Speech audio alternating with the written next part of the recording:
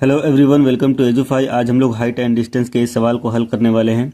इस सवाल में बोला गया है कि एक ऊर्ध्वाधर मीनार पी क्यू के शिखर क्यू का पृथ्वी तल के किसी बिंदु एक्स से उन्नयन कोण 60 डिग्री है। तो यहाँ पर एक मीनार दी हुई है जो पी क्यू से दर्शाई गई है। ठीक है, तो हम इसको डायग्राम पहले इसका ड्रा करते हैं। तो ये हो गई एक मीनार जो पी क्यू है। ठीक है, अब यहाँ पर बोला गया है कि इसके शिखर क्यू, ये जो शिखर है इसका जो है बिंदु x से उन्नयन कोण 60 डिग्री दिया हुआ है। तो ये बिंदु x का उन्नयन कोण किसी बिंदु x से 60 डिग्री दिया हुआ, तो ये बिंदु क्या हो गया x। यहां से इसका उन्नयन कोण दिया हुआ है 60 डिग्री। ठीक है, तो ये ड्रा हो गया ऐसे।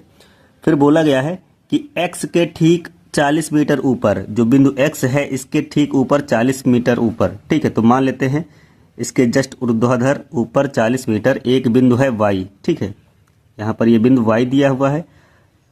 यहाँ से बोला गया है कि y से शिखर क्यू का उन्नयन कोण 45 डिग्री है। तो हम पहले यहाँ पर y से पी क्यू भुजा पर, ठीक है, जो कि मीनार है, उस पर एक क्षैतिज रेखा डालेंगे। ठीक है, तो ये मैंने क्षैतिज रेखा इस पर डाल दी। इसको मैंने बिंदु मान लिया m। ठीक है, बोला गया है कि y से शिखर क्यू का उन्नयन कोण 45 डिग्री है। तो यहाँ पर y को क्यू से मिला देना है। ये यहाँ पर दिया हुआ है 45 डिग्री और यहाँ पर जो दिया हुआ था ये 60 डिग्री दिया हुआ था। तो ये 60 डिग्री हो गया। इसको यहाँ पर मिला देते हैं। तो ये एक्स वाई कितना यहाँ पर दिया हुआ है, x के ठीक ऊपर 40 मीटर। तो ये जो बिंदु y है, x और y के बीच की दूरी यहाँ पर 40 मीटर दी हुई है। ठीक है, तो आगे बोल रहा है कि मीनार पी क्यू की ऊंचाई और दूरी पी एक्स ज्ञात कीजिए। जो ये पी एक्स है ये ज्ञात करना है, पी से एक्स के बीच की दूरी, और यहाँ पर पी क्यू जो मीनार की ऊंचाई है वो ज्ञात करना है। तो मैं मीनार की ऊंचाई मान लेता हूँ कि ये यहाँ से यहाँ तक h है। ठीक है ना, मीनार की ऊंचाई मैंने क्या मान ली, h। अच्छा, यहाँ पर ये एक्स वाई जो है ये 40 मीटर है। तो ये जो वाई एम जो भुजा मैंने डाली है पी क्यू पर, ठीक है, ये क्षैतिज है और ये पी एक्स के समांतर होगी। तो ये 40, अगर ये एक्स वाई है तो पी एम भी 40 मीटर ही होगी। तो ये इतनी 40 हो गई। तो ये क्यू एम कितना होगा, ये पूरा अगर देखा जाए तो ये पी क्यू जो है एच है। तो एच में से अगर मैं 40 घटाऊंगा तो ये क्यू एम निकल आएगा। तो एच माइनस 40 मीटर, ये क्यू एम हो गया। ठीक है, तो यहाँ पर जो क्षैतिज रेखा वाई एम और ये जो आधार है पी एक्स, ये आपस में बराबर हैं। ठीक है, क्योंकि ये एक दूसरे के समांतर भी हैं और बराबर भी होंगे। ठीक है, तो मैं इसको मान लेता हूं कि ये x मीटर है। ये जो p से x के बीच की दूरी है मैंने इसे x मीटर मान लिया। ठीक है, तो मैं यहाँ पर पहले क्यू वाई एम त्रिभुज को लूंगा। तो यहाँ पर लिखूंगा त्रिभुज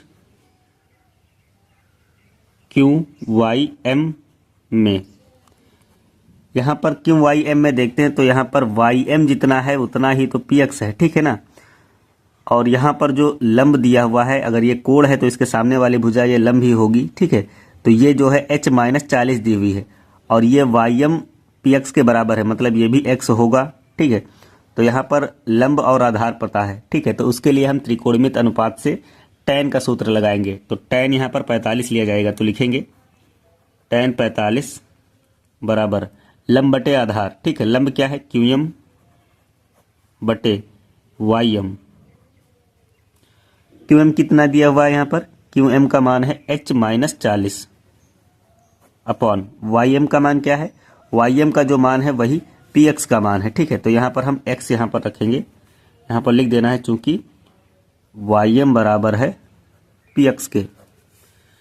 अब यहाँ पर tan 45 का मान देखते हैं। तो tan 45 का त्रिकोणमित सारणी में मान 1 आता है। तो यहाँ पर 1 रख देंगे बराबर h minus 40 upon x। x का यहाँ पक्षांतर किया जाएगा तो x 1 से गुणा करेगा तो x बराबर आएगा h माइनस 40। तो ये x का मान हो गया जो h के फॉर्म में मिला। ठीक है, इसे समीकरण नंबर 1 मान लेंगे। अब यहाँ पर अगला त्रिभुज क्यू एक्स पी लिया जाएगा और उसमें भी tan लिया जाएगा, क्योंकि यहाँ पर मुझे लंब पता है और आधार पता है। ठीक है, तो लिखेंगे त्रिभुज क्यू एक्स पी में क्यू एक्स पी में टेन 60 दिया हुआ है, यहाँ पर कोण जो है 60 डिग्री है, तो हम यहाँ पर टेन 60 लेंगे। टेन 60 बराबर लंब बटे आधार, लंब क्या है क्यू पी, ठीक है, क्यू पी बटे आधार कितना है पी एक्स। अब यहाँ पर क्यू पी देखते हैं तो क्यू पी का मान यहाँ पर एच होगा, ठीक है, ये एच यहाँ पर रखा जाएगा अपान पी एक्स का मान यहाँ पर एक्स माना गया है, तो यहाँ पर मैं एक्स रख दूंगा। टेन 60 का मान होता है √3, ठीक है, बराबर एच अपॉन एक्स।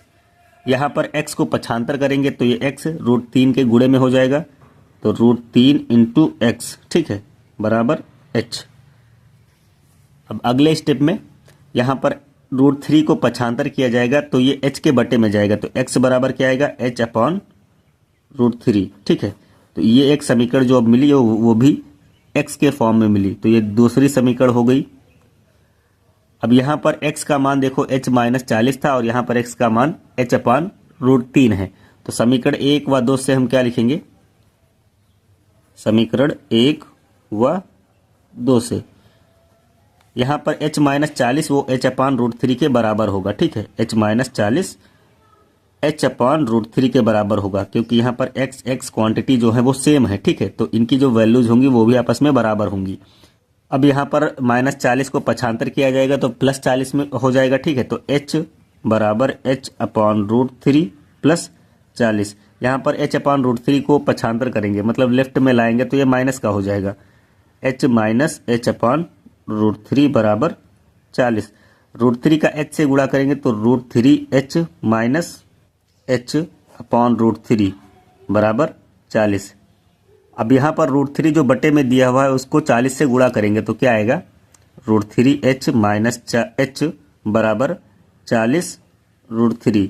यहाँ से h हम कॉमन ले लेंगे, तो h जब कॉमन लेंगे तो √3 माइनस 1 बराबर 40 √3।